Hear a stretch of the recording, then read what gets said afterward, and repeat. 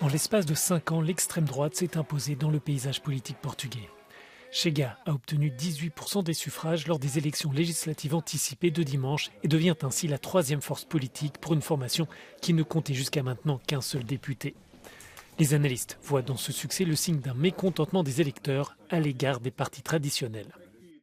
Portugal, neste momento, já não foge àquilo que tem sido a tendência em alguns países europeus, onde há crescimento da direita populista, radical, extrema-direita, mas eu não sei se todos esses, como até reconheceu o líder do Partido Socialista ontem à noite, eu não sei se todos as pessoas que votaram no Chega, 1.100.000 que votou no Chega, se reconhecem algumas das coisas, ou vamos lá ver, nessa família política da extrema-direita. É seguramente, isso eu vejo como um voto de protesto. Há uma grande insatisfação no país.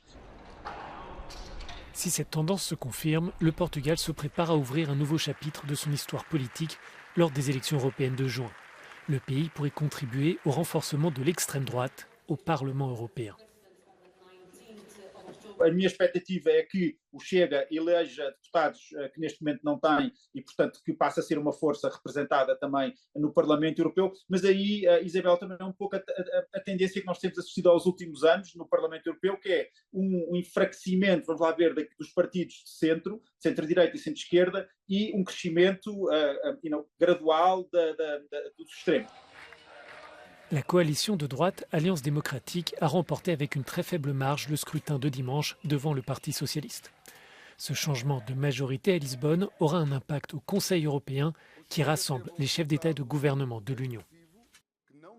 A confirmar-se que a AD forma governo, passa a haver só 4 primeiros-ministros ou chefes de governo do Partido Socialista e, portanto, obviamente que isto terá consequências naquilo que será a política também portuguesa sobre a União Europeia.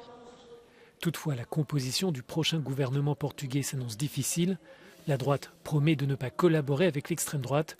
Or, l'Alliance démocratique ne dispose pas de majorité et le soutien des libéraux ne sera pas suffisant pour obtenir le nombre de sièges nécessaires.